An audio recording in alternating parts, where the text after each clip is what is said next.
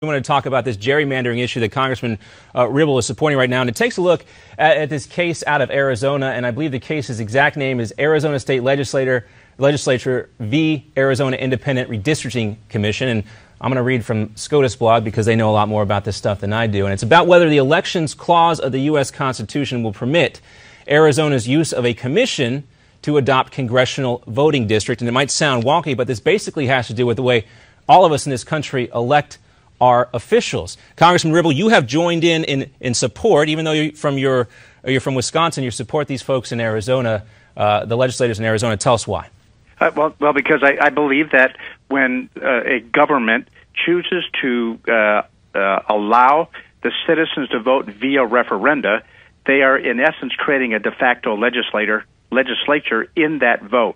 And what the state legislature in Arizona is trying to do is overrule or overturn the will of the people in this case. And their argument is, well, it is given to a legislature in the Constitution, but I would argue that in the case of a referenda, they are actually creating a legislature. Now, Carol, what do you say? Do you think gerrymandering is a problem that the Supreme Court really needs to address here?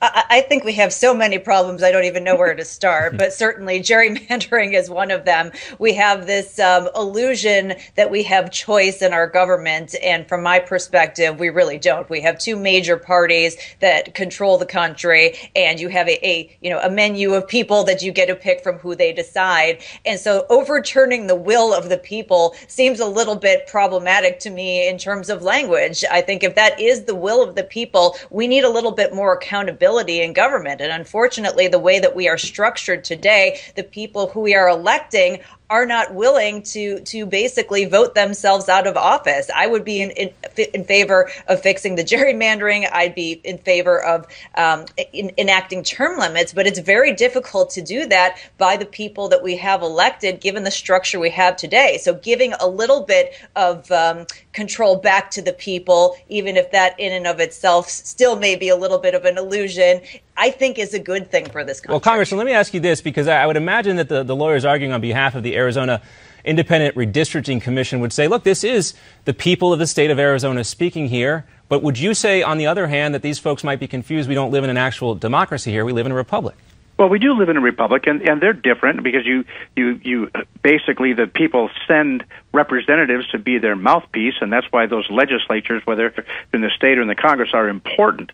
But I don't think that our founders ever intended a circumstance where the legislatures were choosing their voters based on a political affiliation rather than voters choosing a representative to be their mouthpiece. And I think that's what's happened over time. And Carol, what do you think? I don't think that the founding fathers envisioned the big government that we have today, frankly. So I think that that's a little bit of a straw man here. I think the government has gotten completely out of control and beyond the scope of what it should be. And without the people having some sort of ability to take back some of that control, I don't know how we get change. Oh, that's true. And there is certainly some political will to take a closer look at this. And it remains to be seen on how these justices rule as to whether or not this is going to be the case that kind of defines what takes place in the future, because these districts are drawn a lot of times by state legislatures, and that power can shift from one party to the next. Do you think there could be potential backlash here that both sides aren't really anticipating, Congressman? Well, I don't know if there's going to be backlash. I think there would be backlash depending how the Supreme Court rules. If the Supreme Court rules for the Arizona legislature, there you could see some backlash because they're actually overturning the will of the people, and then the people would have to respond via the next election to change the people that are representing them. And there is that moral hazard that's injected into our electoral process, but the process itself has been rigged against those very people that want to see the change, and that's why I oppose gerrymandering so strongly. All right, thanks a lot for your time, Congressman. We're going to let you go. We know you got the people's work to attend to.